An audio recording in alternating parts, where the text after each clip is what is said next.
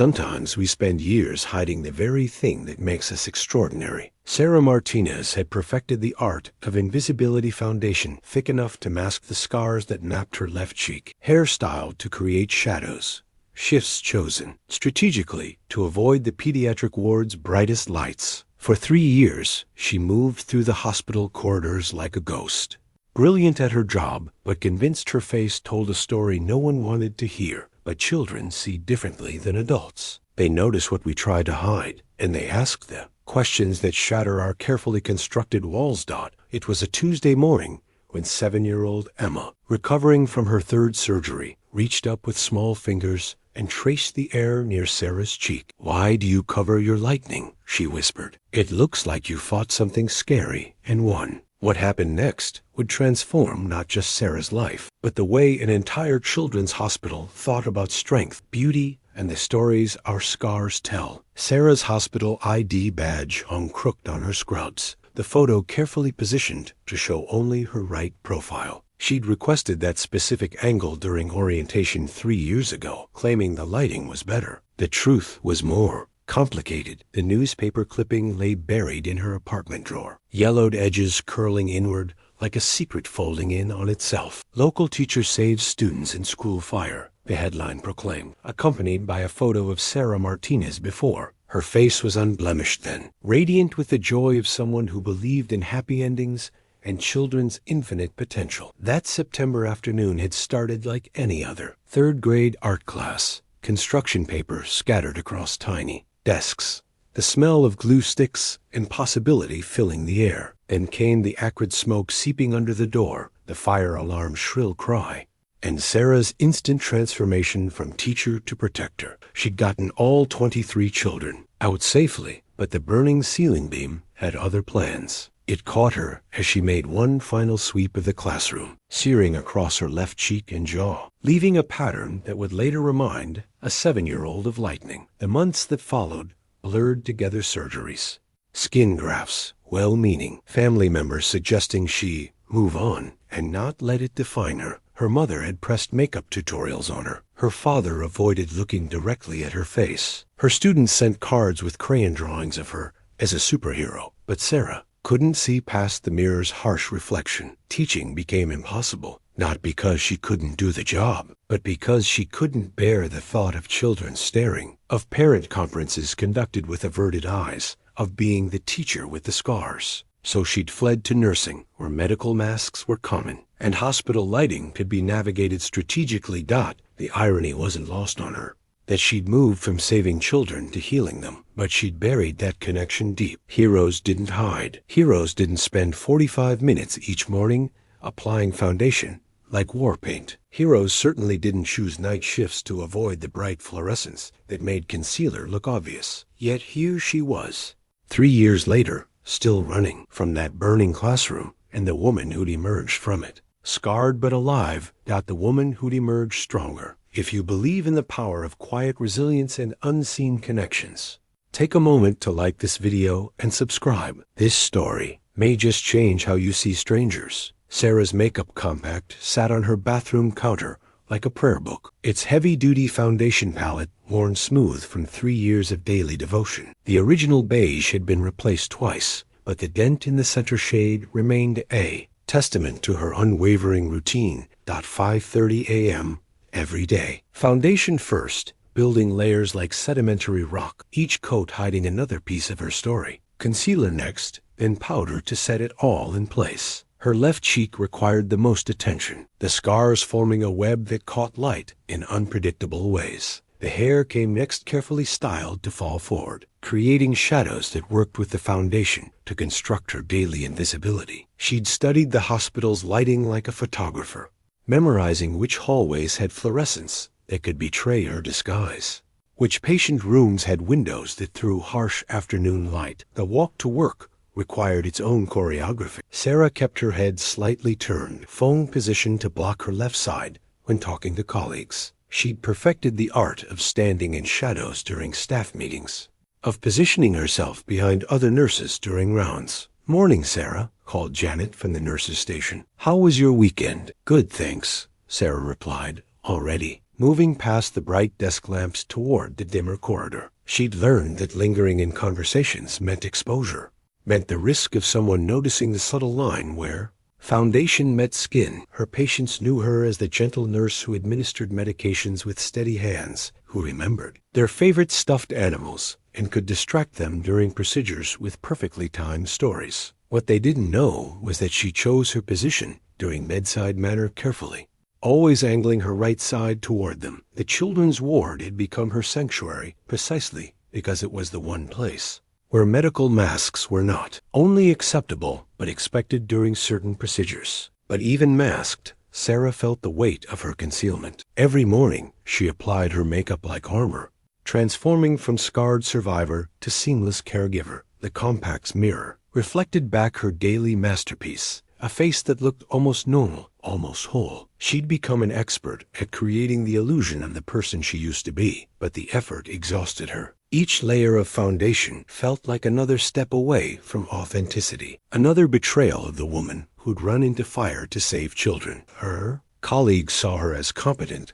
but quiet, professional, but distant. They didn't know that beneath the carefully applied makeup lay the roadmap of her greatest act of courage. They didn't know that she was hiding not just scars, but the very thing that made her extraordinary. The children's drawing hung in the break room, a riot of color and innocent perspective. Nurse Sarah smiled out from construction paper, her face rendered in crayon with the kind of love that only children can capture. The artist had given her yellow hair, blue scrubs, and an enormous smile that took up half her face. Sarah paused each morning to look at it, remembering 8-year-old Marcus, who'd drawn it during his recovery from appendectomy. He'd been so proud, explaining each detail. "I made your eyes really big because you see everything, and your smile is huge because you make everyone happy." The irony cut deep. Marcus had drawn her as he saw her whole radiant healing. He'd never noticed the careful positioning, the strategic lighting, the makeup that created the illusion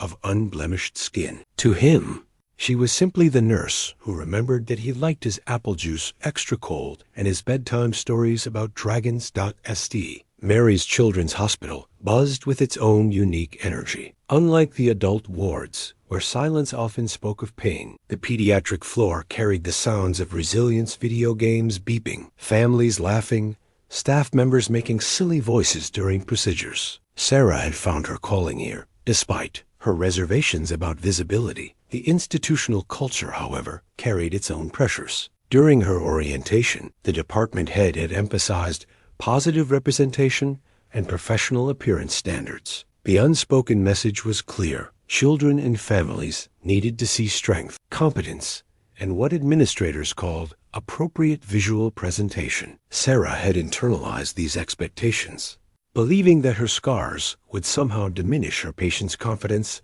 or their family's trust. She'd crafted her invisibility not just for herself, but for what she perceived as the greater good of the department. But the children seemed to have missed that memo entirely. They trusted her instinctively, drawn to something they couldn't articulate. 7-year-old Lily called her the nurse who understands. 12-year-old David, struggling with his own surgical scars, always requested her during difficult procedures. 9-year-old Sophia had once told her mother, "Nurse Sarah has kind eyes. She knows what hurt feels like." The ward's rhythm had become Sarah's heartbeat. Morning rounds, medication administration, family conferences, bedtime stories. She moved through it all with quiet competence, her genuine care for the children evident in every interaction. But she remained carefully hidden, believing that her authenticity would somehow compromise her effectiveness. Her supervisor, Mrs. Chun, had noticed Sarah's exceptional patient rapport, but also her tendency to avoid the spotlight. During performance reviews,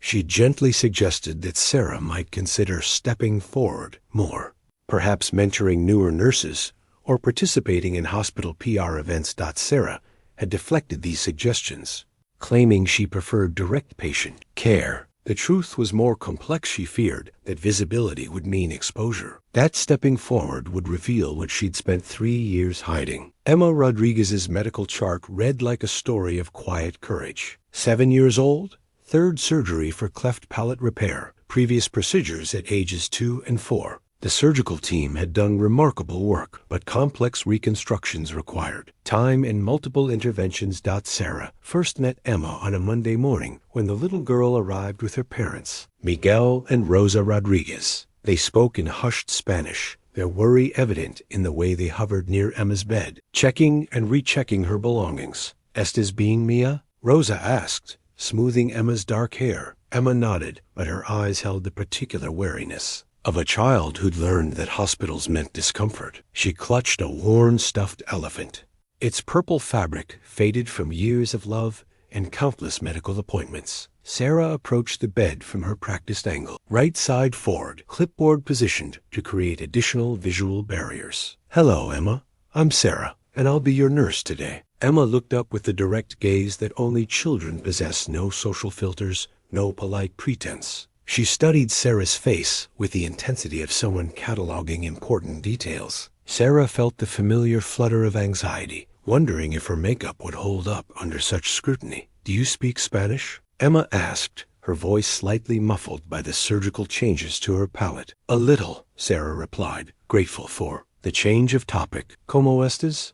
Emma's face lit up. "Bien, gracias. But I'm nervous about tomorrow." The surgery was scheduled for Tuesday morning, a complex procedure that would refine the previous work and hopefully give Emma more natural speech patterns. Dr. Patterson was one of the best pediatric facial surgeons in the region, but any surgery carried risks.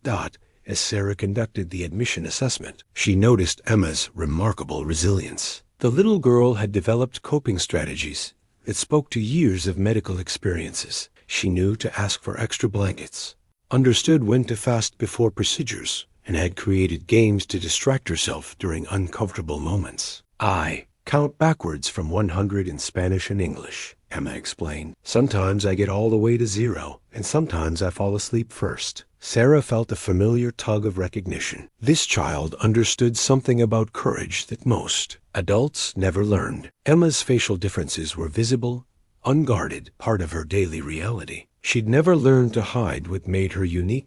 Miguel and Rosa shared their concerns in the hallway. Their English careful, but clear. "She's been through so much," Rosa said, tears threatening. "We just want her to feel normal." Sarah found herself studying Emma throughout the day, watching how the little girl interacted with other patients, how she moved through the world without the armor of concealment that had become Sarah's second skin. That evening, as Sarah prepared Emma's pre-surgical medications, the little girl asked, "Are you going to be here tomorrow when I wake up?" "I'll be here," Sarah promised, not knowing that this simple commitment would change everything. Emma's small hand mirror caught the morning light as she held it up, examining her face with the matter-of-fact acceptance that children bring to their own realities. Post-surgery swelling had changed her features temporarily, but she studied her reflection without judgment, simply cataloging the changes. "I look like a chipmunk," she announced, making Sarah smile, despite her own nervousness about the day ahead. Sarah was checking Emma's vital signs when it happened. The little girl had been unusually quiet, watching Sarah with that intense focus that made adults uncomfortable. Suddenly, Emma reached up with her small fingers and traced the air near Sarah's left cheek, not quite touching, but clearly outlining something she could see. "Why do you cover your lightning?" Emma whispered. Sarah's blood froze. The question hung in the air, like a challenge to everything she'd built over the past 3 years. What do you mean?" Emma's eyes were bright with curiosity, not judgment. "The marks on your face, they look like lightning, like you fought something scary and won, but you cover them up. Why?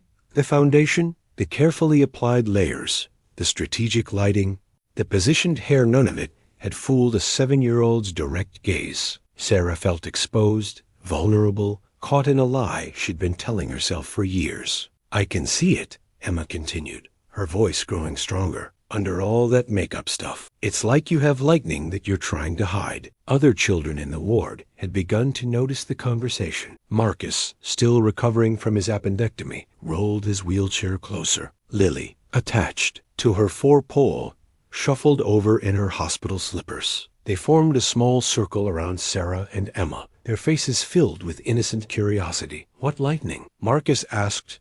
Emma looked at Sarah with expectant eyes, waiting for an explanation that Sarah couldn't give. The carefully constructed wall between her professional competence and personal truth was crumbling under the weight of a child's honest question. I have scars, Sarah whispered, the words feeling foreign in her mouth. She hadn't said them aloud in 3 years. From what? Lily asked, her own surgical scar visible above her hospital gown. Sarah's hands trembled as she reached up to touch her left cheek, feeling the ridged skin beneath layers of makeup. From a fire, a long time ago. Emma's face transformed with understanding. You were in a fire? That's so brave. But I'm not brave, Sarah said, surprising herself with the honesty. Brave people don't hide. Emma tilted her head, considering, this with the wisdom that sometimes comes from unexpected places. Maybe you're not done being brave yet. The words hit Sarah like a physical blow. She excused herself quickly, fleeing to the supply closet where she could breathe, where the fluorescent lights couldn't expose what Emma had already seen. Janet found her there 10 minutes later, tears streaming down her face, creating tracks through the foundation she'd applied so carefully that morning. Sarah, what's wrong? But Sarah couldn't explain that a 7-year-old had just seen through 3 years of careful deception, or that the scariest thing wasn't being discovered, was realizing that she'd been hiding from herself all along. The medical journal lay open on Sarah's kitchen table, its pages filled with research that challenged everything she'd believed about her role as a caregiver. Pediatric psychology and caregiver representation in healing had caught her attention. During a late-night search for answers to Emma's impossible question, Dr. Martinez, no relation, despite the shared surname, had conducted extensive research on how children respond to healthcare providers who share visible differences. The findings were illuminating. Children showed increased trust, better compliance with treatment, and improved psychological outcomes when cared for by professionals who represented diverse experiences of living in the world. Authenticity and caregiver presentation, the study noted, allows pediatric patients to develop more realistic expectations about their own healing journeys and reduces feelings of isolation related to visible differences. Sarah highlighted passage after passage, each one dismantling her carefully constructed rationale for hiding. Children weren't fragile flowers who needed protection from the reality of scars and difference. They were resilient beings who drew strength from seeing survival in the faces of those who cared for them. She thought about Emma's words, "It looks like you fought something scary and won." A 7-year-old had seen what Sarah had forgotten, and her scars weren't marks of damage, but evidence of victory. The research led her deeper into pediatric psychology, where she discovered studies on representation and healing. One study followed children with facial differences who were treated by medical professionals with similar conditions. The results were remarkable: faster emotional healing, increased self-advocacy, and what researchers called normalization of difference. Sarah remembered her own teaching philosophy from before the fire. She'd believed in showing children that learning came from struggle, that mistakes were part of growth, that authenticity was the foundation of trust. Somewhere in the aftermath of her accident, she'd abandoned those principles in favor of an illusion of perfection. The hospital's medical library became her refuge over the following weeks. She spoke with Dr. Williams, the pediatric psychologist, about the ethics of concealment and the impact of authentic representation on patient care. Children are remarkably perceptive, Dr. Williams explained. They can sense when adults are hiding something, and it affects their ability to trust. Your patients respond to you because they sense your genuine care. But imagine how much more powerful your connection could be if you brought your whole self to the relationship. Sarah found herself thinking about her former students, the ones who'd drawn her as a superhero after the fire. They'd seen her scars and called her brave. They'd understood something she'd forgotten in her rush to hide and heal. The internal battle intensified. Fear whispered that revealing her scars would make her less professional, less trustworthy, less effective. But the research suggested the opposite. Children needed to see that adults could be wounded and still be strong, that healing didn't require perfection. Emma's question echoed in her mind. Why do you cover your lightning? For the first time in 3 years, Sarah began to wonder if she'd been asking the wrong question. Instead of how can I hide, perhaps she should have been asking how can I help. The decision point loomed ahead, as frightening and necessary as running into a burning building. The group photo sat on Sarah's mantel, a collection of firefighters in their dress uniforms, all smiling despite the various scars and injuries that marked their faces and hands. Her brother Carlos stood in the center, his own burn scars visible. On his neck and right arm souvenirs from a warehouse fire 2 years prior. "You still hiding behind that makeup?" Carlos asked during his weekly visit. His tone gentle, but pointed. Sarah touched her left cheek instinctively, feeling the thick layer of foundation she'd applied that morning. "I'm not hiding." "Right." Carlos pulled out his phone, showing her a photo from the local newspaper. "Look at this." The image showed Carlos and his crew at a community event, all of them clearly visible with their various scars and marks of service. The headline read, "Heroes Walk Among Us. Fire Department Speaks to Elementary Students About Courage." "These kids see us and know we've been through something," Carlos explained. "They don't see damage. They see people who survived things that scared them." "You think that makes us less trustworthy?" Sarah studied the faces in the photo. Captain Morrison had scars across his jawline from a roof collapse. Lieutenant Rodriguez bore the marks of chemical burns on her hands. Firefighter Johnson's left ear was partially missing from a debris injury. None of them attempted to hide their history. "It's different," Sarah insisted. "You're supposed to look like you've been through danger. I'm supposed to look ...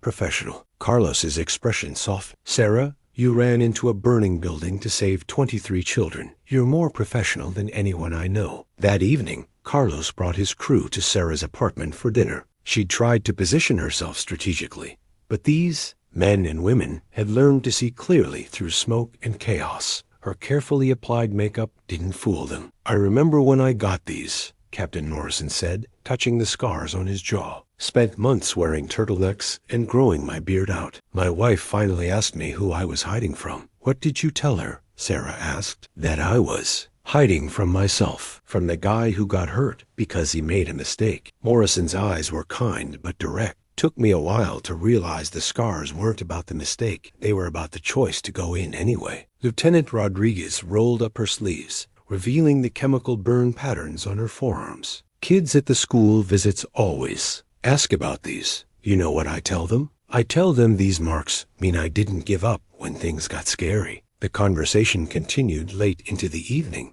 each firefighter sharing their own journey from concealment to acceptance. They spoke of the fear that their scars would make them seem less heroic, less capable, less worthy of trust. "But here's what we figured out," Johnson said, his voice carrying the weight of experience. "People don't trust us because we're perfect. They trust us because we've proven we'll run toward danger when others run away." Sarah found herself looking at her reflection in the kitchen window, seeing her face layered with foundation and surrounded by the animated faces of people who'd learned to wear their scars like badges of honor. "I work with children," she said, quietly. "They need to see strength, not damage." "Sarah," Carlos said, his voice carrying the authority of someone who'd pulled her from playground scrapes and high school heartbreaks, "you're the strongest person I know. But strength without authenticity is just performance." The photo on her mantel seemed to glow in the lamplight, all those faces marked by service and unashamed of their stories. For the first time in 3 years, Sarah wondered what it would feel like to stop performing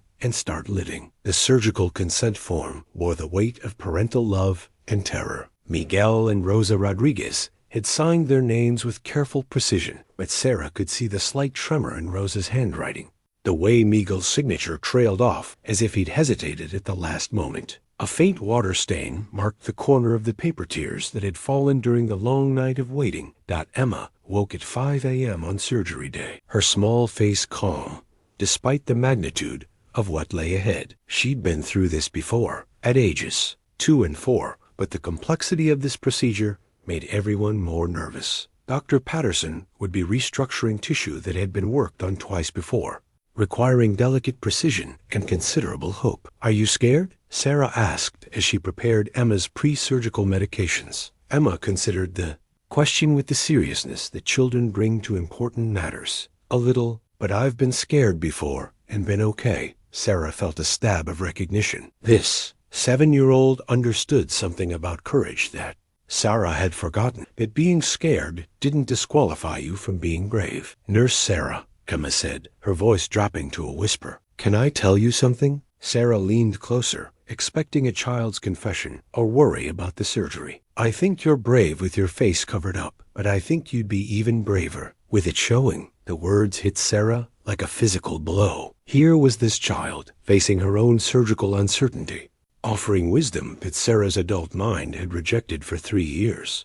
"What do you mean?" Sarah asked, though she already knew. Emma's eyes were bright with the clarity that sometimes comes from innocence. "When I don't try to hide my mouth, kids at school can see that I'm not ashamed. When I do try to hide it, they think there's something wrong with being different." Dr. Patterson arrived to discuss the procedure, his confidence reassuring to Emma's parents. The surgery would take 3 to 4 hours, with recovery extending several days. Everything was routine, professional, careful, but 30 minutes into the procedure, complications arose. The previous surgical sites had created more scar tissue than expected, requiring additional reconstruction. What should have been a 3-hour procedure stretched into 6 hours of delicate work. Sarah found herself in the family waiting room, sitting with Miguel and Rosa as the hours stretched on. Their conversation was limited by language barriers, but worry needed no translation. "She's strong," Rosa said in careful English, "like her nurse." Sarah felt the familiar flutter of panic. "I'm not strong." Miguel looked at her with the direct gaze that Emma had inherited. "You save children. That is strong." They sat in silence, 3 adults bonded by their love for a 7-year-old who'd taught them all something about courage. Sarah found herself thinking about Emma's words,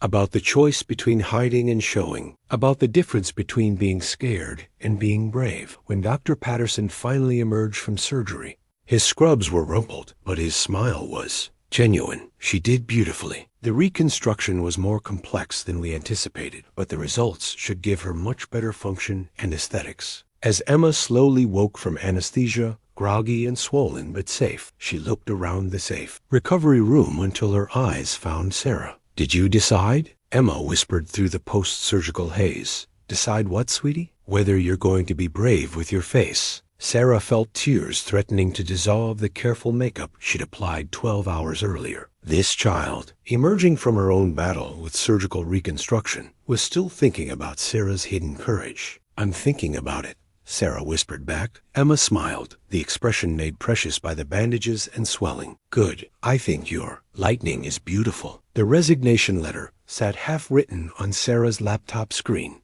cursor blinking after the words. "I hereby submit my resignation from my position as pediatric nurse at St. Mary's Children's Hospital." She'd written and deleted the next sentence 12 times, unable to articulate why she was running again. Emma's recovery had been difficult. Post-surgical complications had extended her stay, and Sarah found herself spending extra hours at the bedside, watching this brave little girl navigate pain and uncertainty with more grace than Sarah had managed in 3 years of hiding. It was during one of these extended vigils that Sarah's carefully constructed world finally cracked. Emma had been sleeping fitfully, her parents dozing in the uncomfortable bedside chairs, when she suddenly opened her eyes and looked directly at Sarah. "Are you okay?" Emma asked, her voice thick with medication, but her concern clear. The question broke something inside Sarah. Here was a 7-year-old, connected to monitors and managing her own pain, asking if her nurse was okay.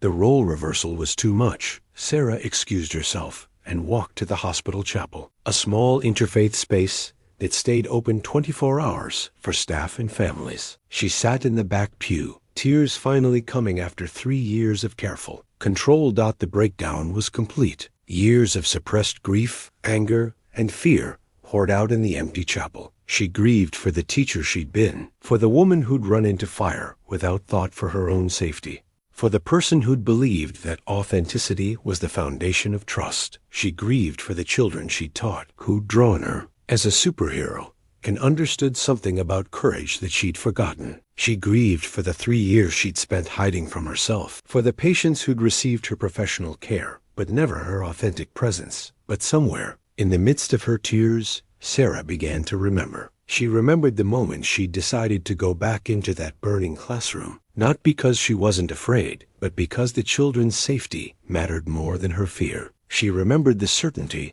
that had filled her as she'd made that choice, The knowledge that some things are worth the risk. Emma's words echoed in her mind. Maybe you're not done being brave yet. Sarah pulled out her phone and scrolled through her contacts until she found the number for her former principal, Mrs. Henderson. It was late, but she pressed call anyway. Sarah, is everything okay? Mrs. Henderson, this is going to sound strange, but I need to ask you something. After the fire, after I got hurt, did the children ask about me?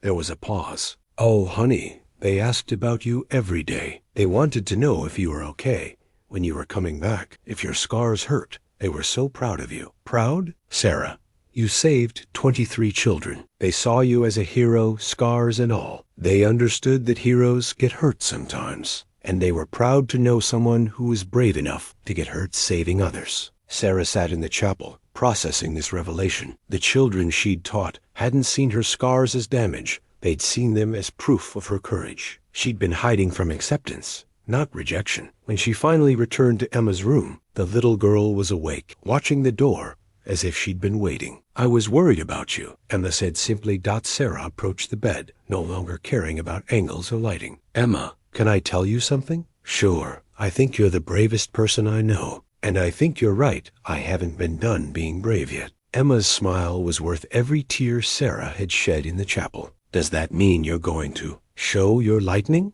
Sarah reached up and touched her left cheek, feeling the scars beneath the foundation. I think it might be time. The resignation letter remained unfinished, but Sarah had found her answer. She wasn't running away anymore. She was running toward something new. Sarah's makeup compact sat closed on her bathroom counter for the first time in 3 years.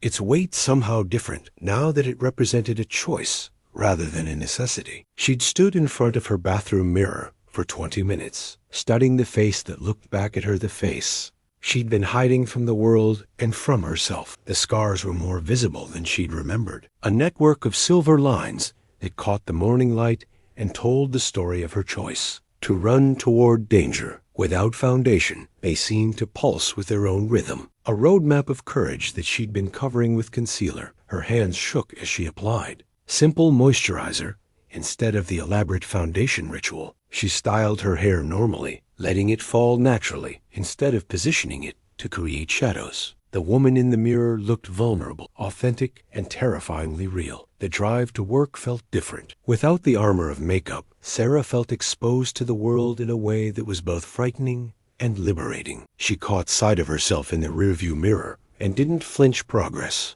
She thought. The hospital's automatic doors seemed louder than usual, the fluorescent lights brighter. Sarah walked through the lobby with her head up, no longer seeking shadows or strategic positioning. The security guard, Mr. Williams, did a double take, but smiled warmly. Morning, Sarah. You look different today, good different. At the nurse's station, Janet looked up from her charts and paused, her expression cycling through surprise, understanding, and something that looked like admiration. Sarah, she said quietly, those scars, they're from the school fire, aren't they? The one in the newspaper? Sarah nodded, bracing herself for pity or discomfort. Instead, Janet's eyes filled with respect. You saved all those children. I remember reading about it. You're a hero. The word still felt foreign, but Sarah didn't deny it this time. I just did what needed to be done. Other colleagues gathered. As the morning progressed, their reactions varying from surprise to curiosity to support. Dr. Patterson, Emma's surgeon,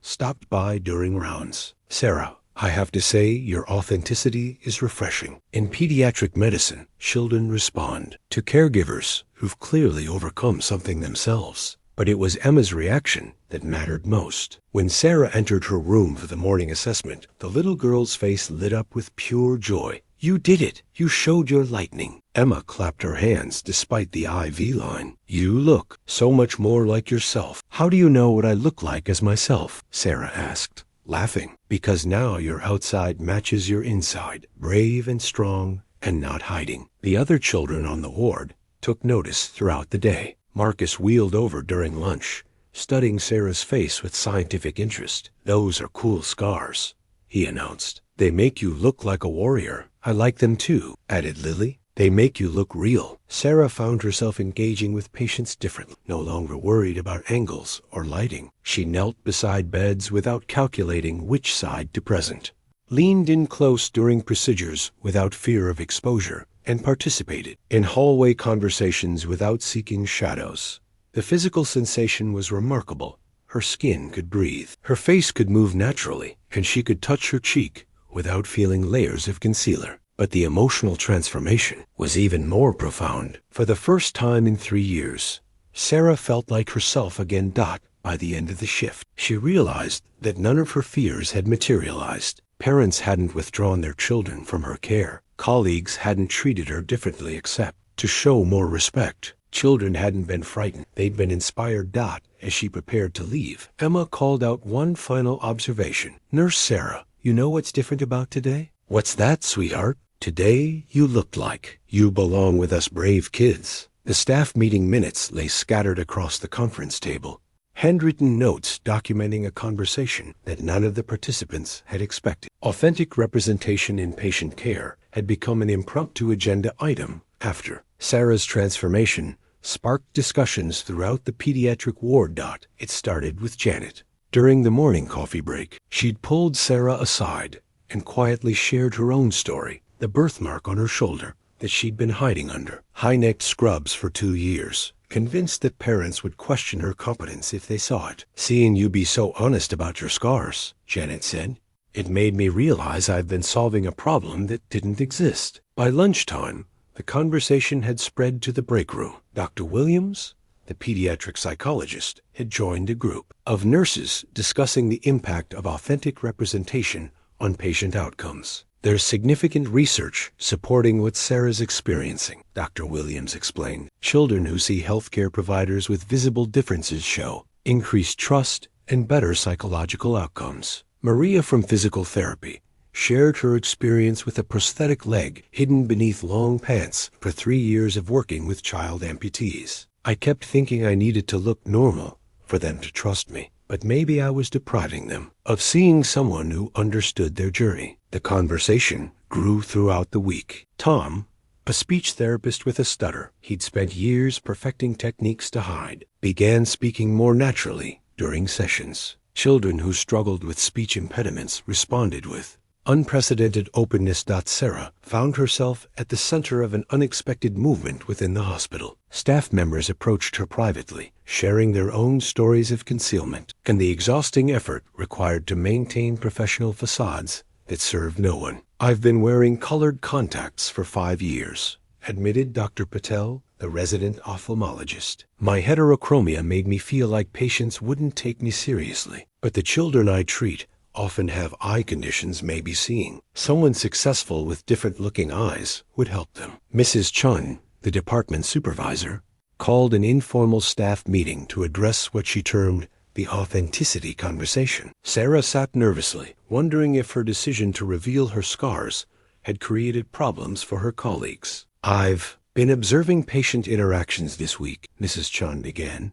"and the data is remarkable. Patient satisfaction scores are up. Children are showing increased compliance with treatment protocols. Family feedback indicates higher levels of trust and connection with staff." She pulled out a folder of documentation. Emma Rodriguez's parents specifically mentioned feeling more confident in their daughter's care team because they could see that her primary nurse understood what it meant to overcome physical challenges. The meeting evolved into a planning session. How could the hospital create policies that supported authentic representation without compromising professional standards? How could they help staff members feel safe being genuine while maintaining appropriate boundaries? "What we're talking about," Dr. Williams observed, "is revolutionary in healthcare. We're suggesting that our humanity is a professional asset, not a liability." Sarah listened as her colleagues discussed implementing new orientation policies, revising dress codes to be more inclusive, and developing training programs that emphasized authentic connection over manufactured perfection.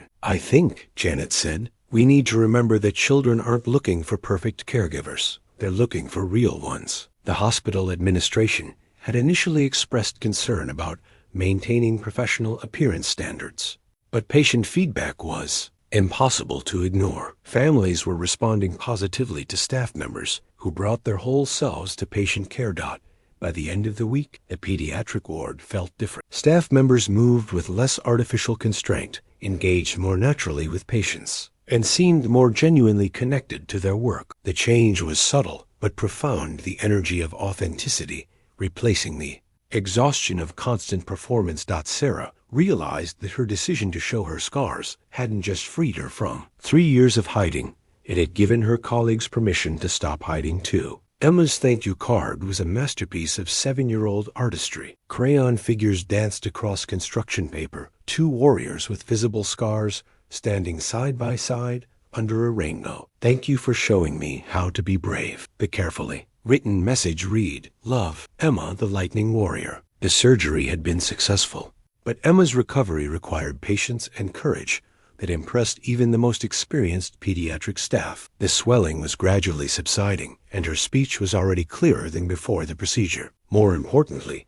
her spirit remained unbroken. Look, Emma said, pointing to the card. I drew us both with our lightning showing. Mine is on my mouth, yours is on your cheek, but we're both warriors. Sarah studied the drawing, marveling at the child's perspective. In Emma's artistic vision, their scars weren't deformities to be hidden. They were battle markings that proved their courage. You know what I figured out? Emma continued, her voice gaining strength each day. When I tried to hide my mouth at school, other kids thought there was something wrong with being different. But when I don't hide it, they can see that I'm not ashamed. The wisdom of this observation struck Sarah deeply. Emma had learned at 7 what Sarah had taken 30 years to understand. That shame was more disfiguring than any scar. During Emma's final week at the hospital, she became an unofficial ambassador for authentic self-expression. Other children gravitated toward her room, drawn by her infectious confidence and genuine acceptance of difference. Marcus,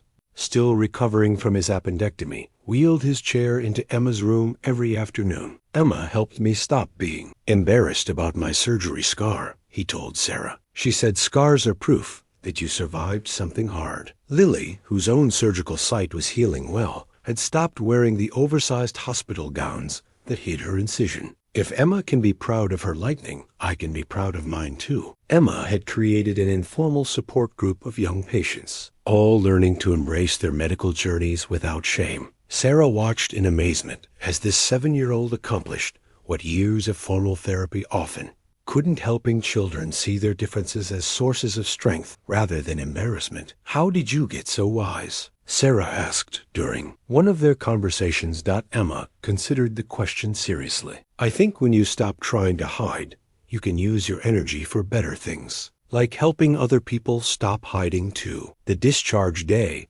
arrived with mixed emotions. Emma's parents, Miguel and Rosa, had watched their daughter's transformation with wonder. Not just the surgical healing, but the emotional growth that had occurred during her hospital stay. She's different, Rosa told Sarah in careful English. More confident, more herself. Your nurse taught me something important, Emma told her parents. She taught me that being brave isn't about not being scared. It's about doing the right thing even when you are scared. As Emma prepared to leave, she had one final gift for Sarah, a small mirror decorated with lightning bolt stickers. So you remember, Emma explained, that your scars aren't something to hide from. They're something to look at and feel proud. Sarah accepted the mirror, understanding that this 7-year-old had become her teacher in the most profound way. Emma had shown her that authenticity wasn't just personally liberating, it was professionally transformative. Will you keep being brave with your face? Emma asked as her family gathered their belongings. Every day,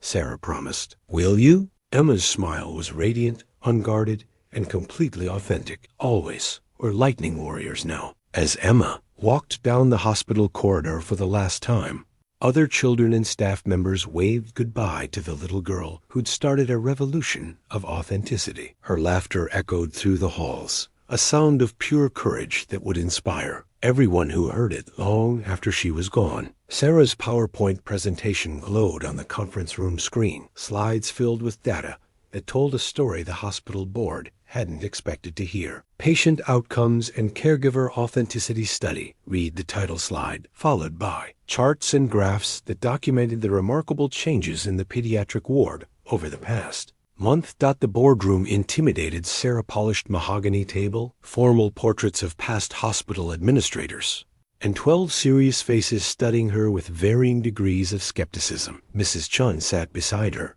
providing moral support and administrative backing for what had started as Sarah's personal journey and evolved into a department-wide transformation. Patient satisfaction scores have increased by 37% since staff began implementing authentic representation practices. Sarah began, her voice steadier than she'd expected. Children are demonstrating improved compliance with treatment protocols, and family feedback indicates significantly higher levels of trust. Board member Dr. Harrison leaned forward, his expression doubtful. Ms. Martinez, while these numbers are encouraging, we have concerns about professional appearance standards. Healthcare requires confidence, and patients expect their caregivers to project competence. Sarah had anticipated this objection. Dr. Harrison, I'd like to share some specific examples. She clicked to the next slide, showing photographs of children engaged enthusiastically in physical therapy sessions,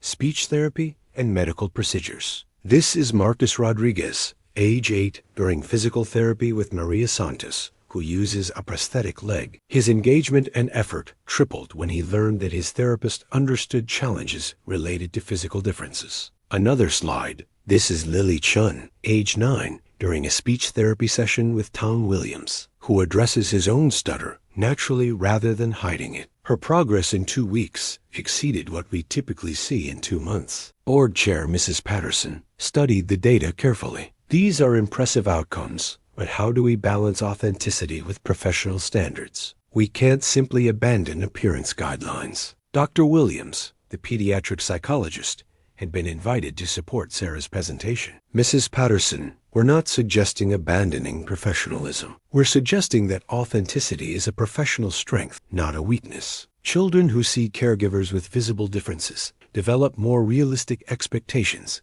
about their own healing journeys. Sarah clicked to her most powerful slide testimonials from patient families. Miguel and Rosa Rodriguez wrote, "Our daughter felt safe with Nurse Sarah because she could see that even adults who'd been hurt could be strong and successful." This gave Emma courage during her own recovery. The room fell silent as Sarah read several similar testimonials. Parents weren't complaining about staff members' visible differences. They were celebrating them. Families felt more confident in trusting their children's care to professionals who'd clearly overcome their own challenges. Furthermore, Sarah continued, staff retention has improved dramatically. When employees can bring their authentic selves to work, job satisfaction increases and turnover decreases. Dr. Harrison still looked skeptical. But what about liability? What if patients are uncomfortable with caregivers who don't meet traditional appearance expectations? Mrs. Chun spoke up. In 4 weeks of implementing these practices, we've received 0 complaints about staff appearance. We have received 17 formal commendations from families praising the real and relatable nature of our caregivers. Sarah concluded with her personal testimony. 3 years ago,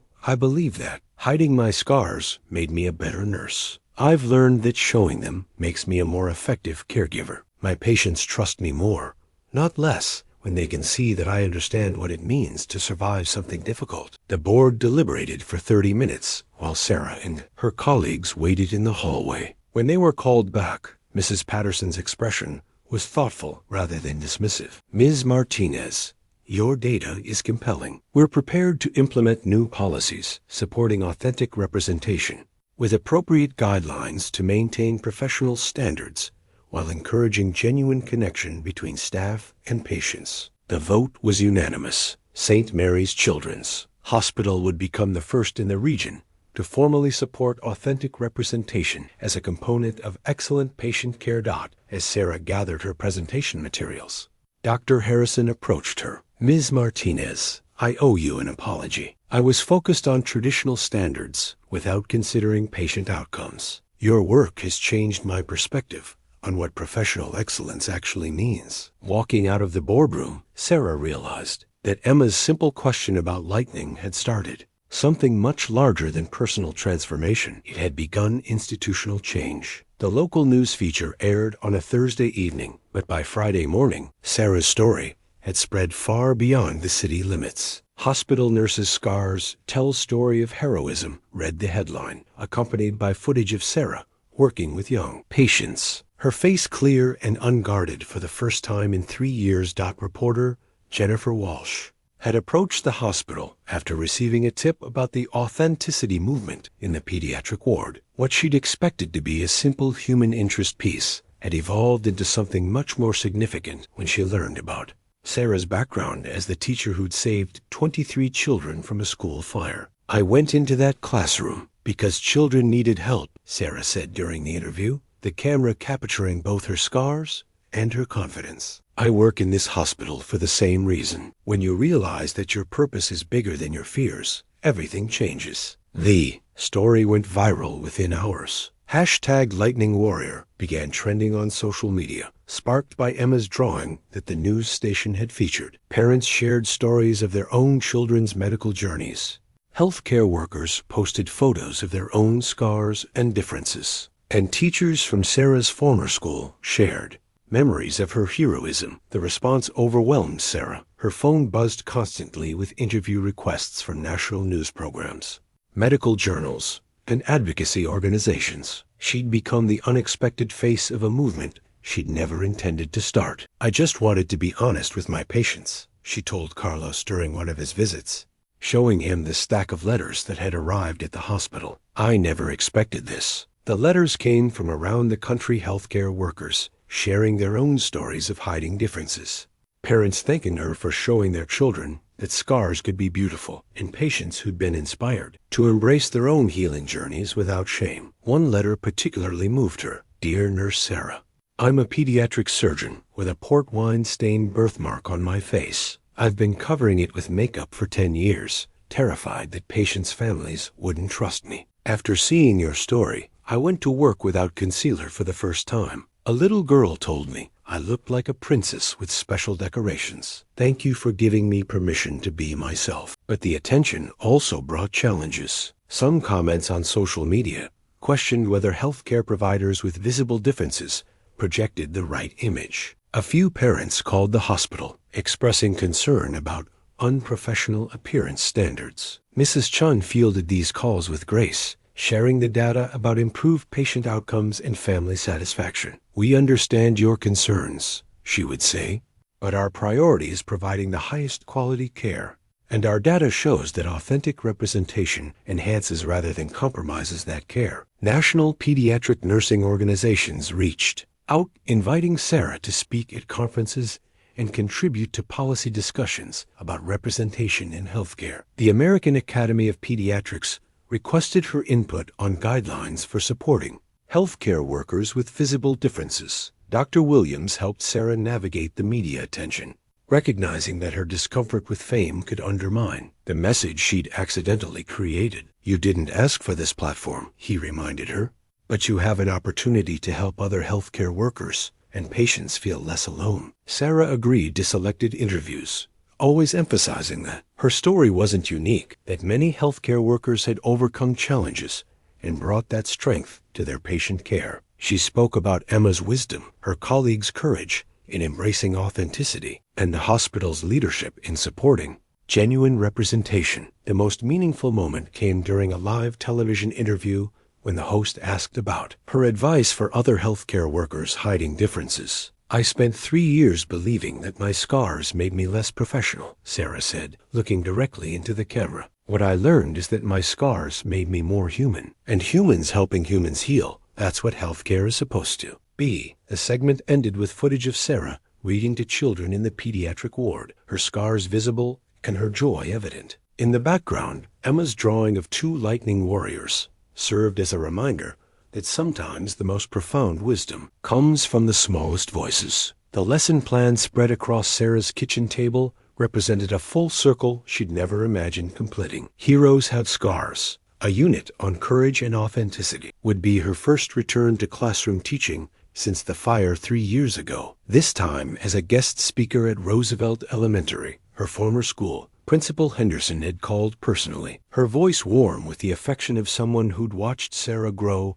from student teacher to beloved faculty member to local hero. "The children need to hear from you, Sarah, not just about fire safety or being a nurse, but about being brave enough to be yourself." Sarah sat in her car outside the school, memories flooding back. The playground where she'd supervised recess, the hallway where she'd displayed student artwork, the classroom where everything had changed. The building had been repaired and renovated, but the emotional landscape remained powerful. Walking through the familiar doors, Sarah was struck by how small everything seemed. The hallways that had once felt expansive now appeared child-sized, the water fountains lower than she remembered. But the energy was the same, that particular buzz of elementary school life, filled with discovery and possibility. Ms. Martinez. The voice belonged to David Chun, now in 6th grade, but still recognizable as one of her former 3rd graders. You came back. Soon she was surrounded by children who remembered her from before the fire, their faces bright with recognition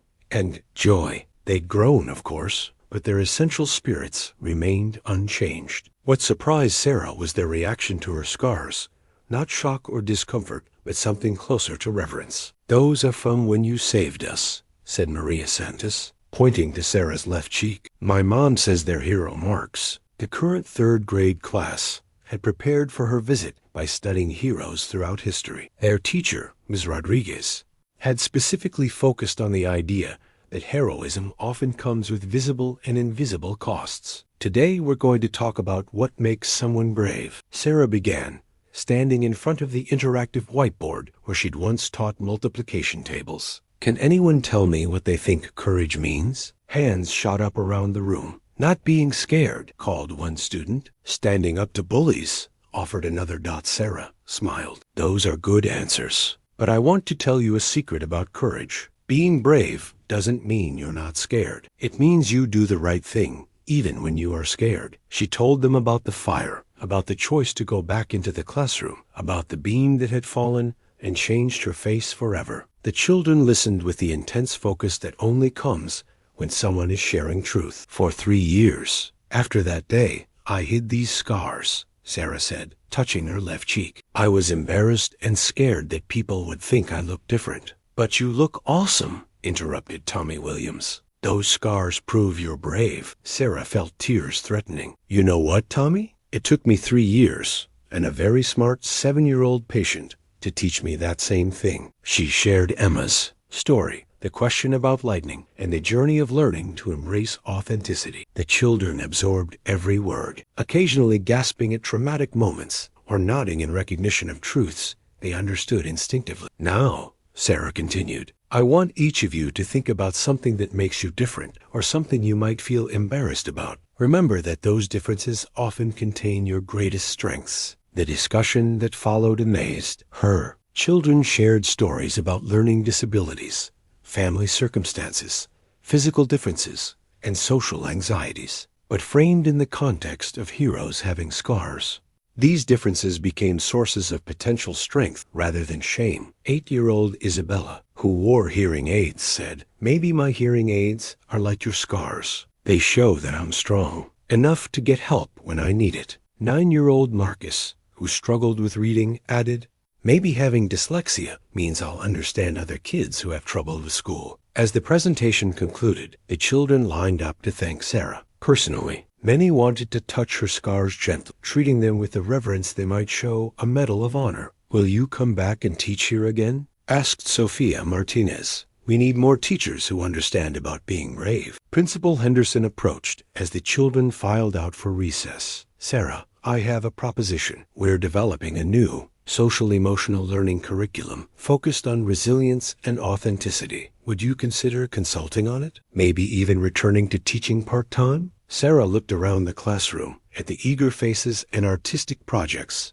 at the environment where learning and growing happened daily. For the first time since the fire, she could imagine herself back in education, not as the person she'd been before, but as the person she'd become. "I'd like that," she said, surprising herself with the certainty in her voice. "I think I'm ready to be a teacher again." The hospital policy document bore the official seal of St. Mary's Children's Hospital, its pages outlining authentic representation and inclusive care standards, the first formal guidelines of their kind in pediatric healthcare. Sarah held the bound document with wonder, recognizing how far they'd all traveled from that Tuesday morning when Emma had asked about lightning. 6 months had passed since Sarah's transformation, and the ripple effects continued to expand. Her Promotion to patient advocacy coordinator had been unanimous among the hospital administration, recognizing her unique ability to bridge the gap between personal experience and professional excellence. The training program launches next month, Mrs. Chun explained during their weekly planning meeting. Hospitals from 3 states have requested our curriculum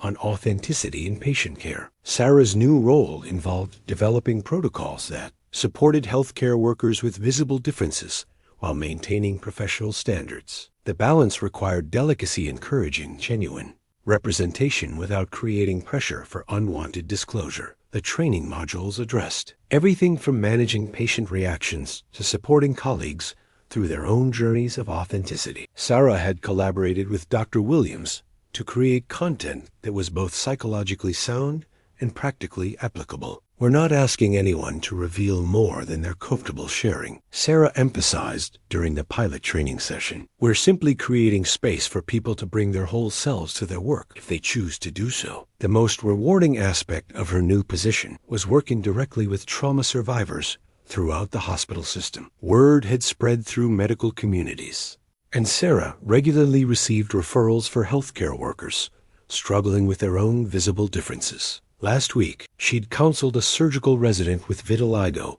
who'd been considering dermatology. Despite her passion for pediatric surgery, I thought children would be scared of my skin, Dr. Patterson had explained. Children are only scared of what adults teach them to fear, Sarah had replied, sharing Emma's wisdom about lightning and strength. Today brought a special reunion. Emma Rodriguez was returning for her 6-month follow-up appointment, and her parents had specifically requested Sarah's involvement in the visit. The little girl bounded into the hospital with the confidence of someone completely comfortable in her own skin. "Nurse Sarah," Emma called, running toward her with arms outstretched. "Look at my mouth. It works even better now." Emma's speech was remarkably clear, the surgical reconstruction having achieved everything Dr. Patterson had hoped. But more importantly, Emma radiated the kind of self-assurance that came from never having learned to hide. "I told my whole class about lightning warriors," Emma announced proudly. 3 kids said they wanted to be lightning warriors too, and one boy showed me his birthmark that he used to cover up. Sarah marveled at this 7-year-old's continued impact.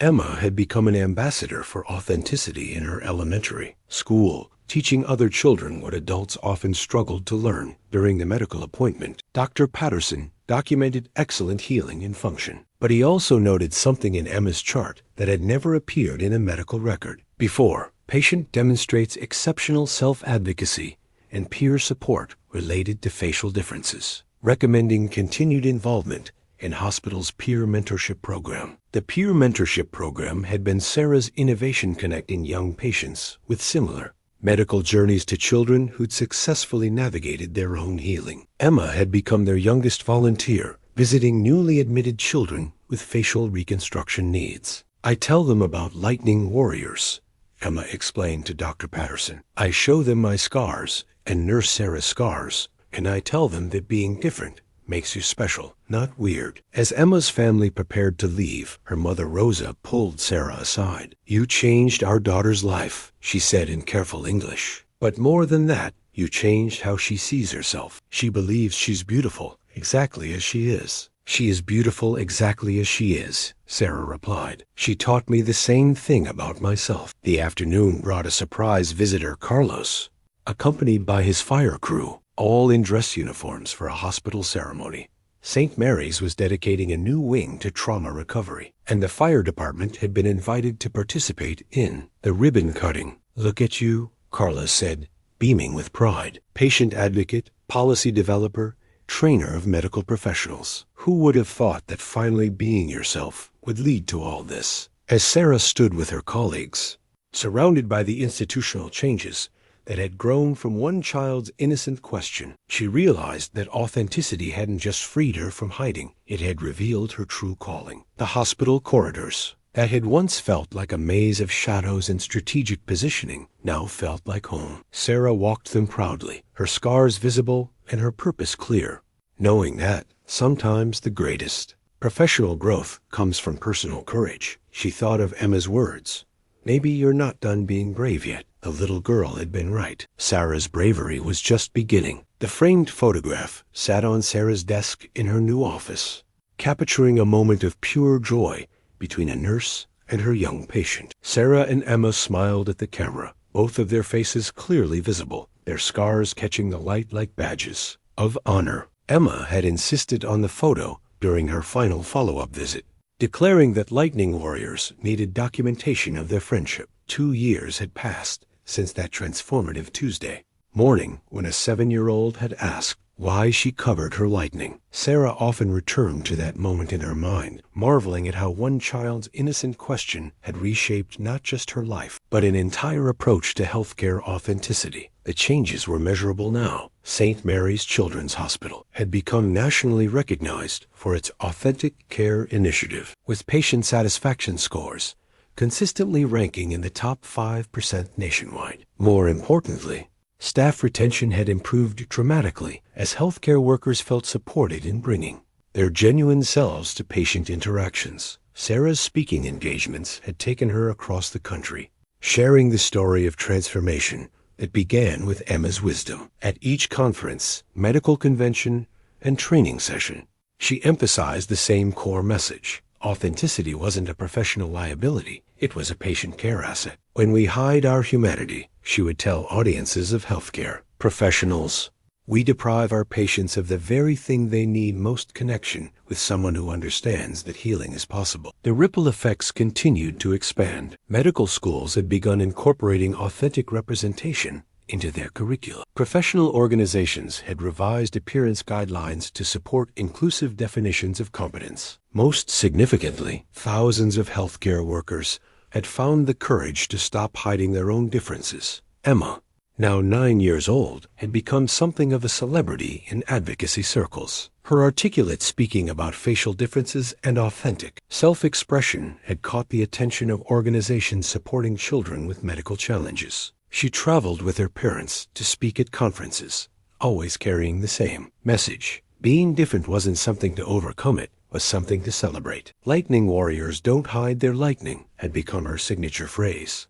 Often quoted in medical journals and patient advocacy publications, the professional collaboration between Sarah and Emma had evolved into a deep friendship between their families. Emma's parents, Miguel and Rosa, had become close friends with Sarah and Carlos, bonded by their shared understanding of how medical challenges could strengthen rather than diminish families. Last month, Emma had started a Lightning Warrior Club at her elementary school, supporting other children with visible differences. The group met weekly to share experiences, practice self-advocacy, and plan awareness activities. Their teacher reported remarkable improvements in self-confidence among participating children. Sarah's dual role as patient advocacy coordinator at the hospital and part-time educator at Roosevelt Elementary had allowed her to influence policy and practice across multiple institutions. The social-emotional learning curriculum she'd helped develop was being piloted in school districts throughout the region. The curriculum emphasized resilience,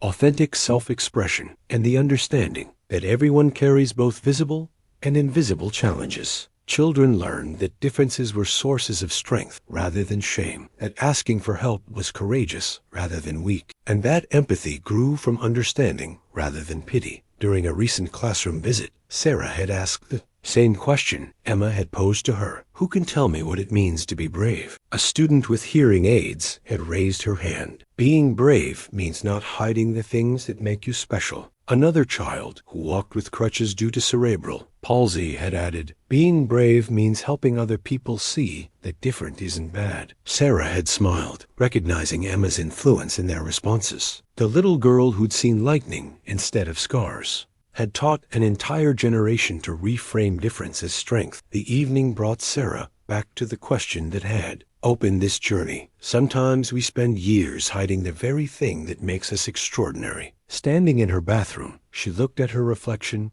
without the familiar flutter of anxiety that had once accompanied every mirror encounter. The scars remained, silver lines mapping her left cheek like a constellation of courage. But they no longer felt like marks of damage. They felt like evidence of choice, proof of the moment she'd decided that children's safety mattered more than her own. Her phone buzzed with a text from Emma. Nurse Sarah, I got chosen to speak at the big medical conference next month. They want me to talk about lightning warriors. Will you introduce me? Sarah typed back quickly. I wouldn't miss it for the world, lightning warrior. The conference would mark another milestone in what had become an unexpected advocacy career. Sarah's TEDx talk, The Courage to Show Your Scars, had been viewed over 2 million times, sparking conversations about authenticity across industries beyond healthcare. But the most meaningful moments remained personal. The quiet conversations with healthcare workers finding courage to stop hiding. The letters from parents whose children had learned to embrace their differences. The emails from patients who'd felt more comfortable receiving care from providers who understood struggle. Tomorrow would bring new challenges and opportunities. A medical journal had commissioned Sarah to write about authentic representation in pediatric care. 3 hospitals were implementing versions of St. Mary's authenticity protocols. A publisher had approached her about writing a book that would help other trauma survivors navigate their own journeys toward acceptance. Sarah walked to her kitchen window, looking out at the city lights and thinking about all the people who might be struggling with their own versions of hiding. Healthcare workers covering birthmarks and scars. Teachers concealing learning differences. Emergency responders masking PTSD symptoms, all believing that authenticity would compromise their effectiveness.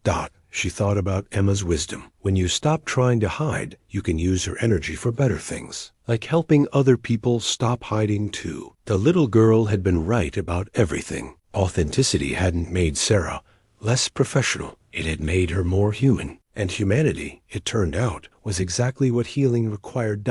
As Sarah prepared for bed, she touched the small mirror Emma had given her, still decorated with lightning bolt stickers. The reflection showed a woman who'd learned that extraordinary didn't mean perfect. It meant brave enough to be real.